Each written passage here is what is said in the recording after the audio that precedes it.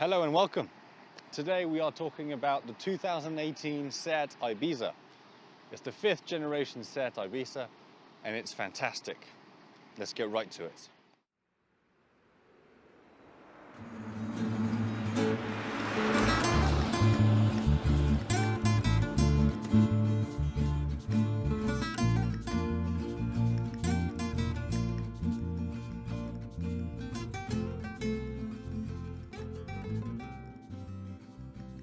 So you got 4 doors, 4.5 seats because you got one in the middle at the back, but you can't fit a full-size 6'2" human being like me. All of this is powered by a 1-litre TSI 3-cylinder turbo engine right here. This little 3-cylinder engine with a displacement the same size as a Coca-Cola bottle provides 95 brake horsepower and 175 Newton meters of torque. And that's a lot of power coming from such a small engine.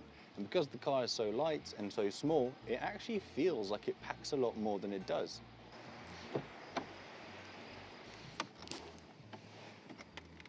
The interior of the car is relatively basic for a car of this era, and I kind of like this. It's a lot of plastic, but it's not fancy plastic, it is cheap plastic, but it is well built. There's something fantastic, a dedicated area for your air climate control. It's not buried somewhere within the Tactile Infotainment system, which is fantastic. You have buttons on the steering wheel and you have an analog dashboard, analog rev counter and speedo. They look good with the little red needles and they turn in a clockwise manner, and that is also something I find very satisfying. The infotainment system from Seat is a little awkward to use. The seats are quite comfortable for the price point we're looking at here. The driver's seat you can move up and down, but not the passenger seat. Besides that, you can move it front forward, same as the passenger seat, but that's just standard stuff. Automatic on all 4 windows, which is apparently not a given. I'm looking at you, Mazda 3. You have a little cubby area here, which is very useful. 2 cup holders, one bigger than the other, which is a little weird. This actually is also a cubby to put some stuff. So all in all, a very comfortable place to be. We should probably get to driving now, so I'm not entirely sure why I'm getting out of the car.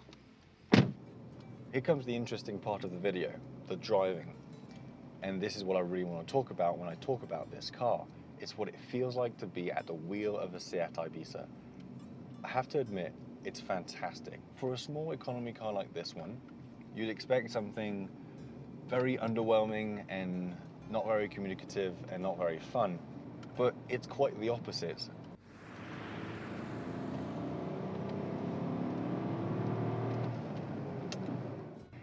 Besides the fact that this little engine is actually a lot more interesting than one would think, the chassis of this car is very well balanced.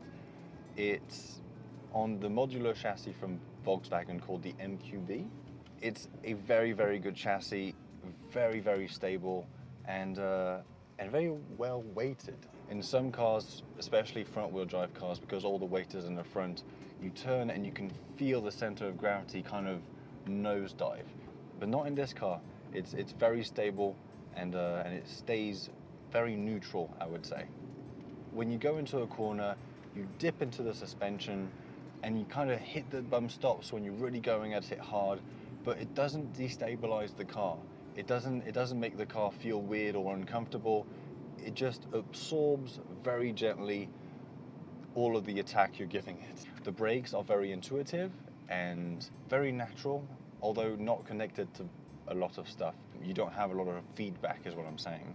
Same for the throttle. It gives a little bit of feedback in a sense where you know when the car is at very high load, but that's about it. Most of the vibrations you feel are going to be not through the pedals, but more through the floor pan of the car and your hands. There's a little bit of vibrations that are transferred through the steering wheel, which is nice. Talking about the steering is not incredibly precise, but for the car we're talking about here, which is an economy city car, it's not bad at all. You can feel sometimes when you're really hammering it, foot to the floor in the second upper hill, you have a little bit of torque steer and you can feel that through the steering wheel. Besides that, it's relatively well weighted and quite precise if you take in consideration the type of car this is supposed to be. The gear shifts are great, sometimes a little clunky in a plasticky kind of way. The gearing is very long, it's very long gearing. I just did a Donald Trump. The gearing is long, it's very long gearing. The economy is good, it's good economy. The gearing is very long, so on mountain roads you'll find yourself going from second to third and third to second very often. So you need to be agile with your feet so that you can heel and toe, which is possible in this car, and also with your hands so that you can go from second to third and second to third.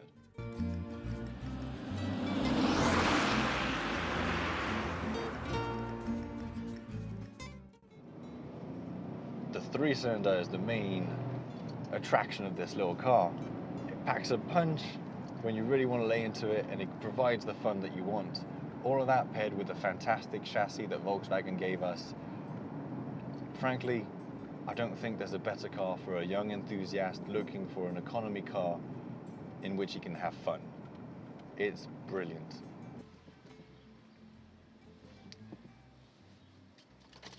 We've done this take about 1 million times now. This is going to be the last time I'm going to say this. If you're looking for a cheap, economical car that is reliable and is fun to drive, get a Seat IBIZA. That is the end of the video. Thanks for watching. Have a good day. See you next time. Bye-bye.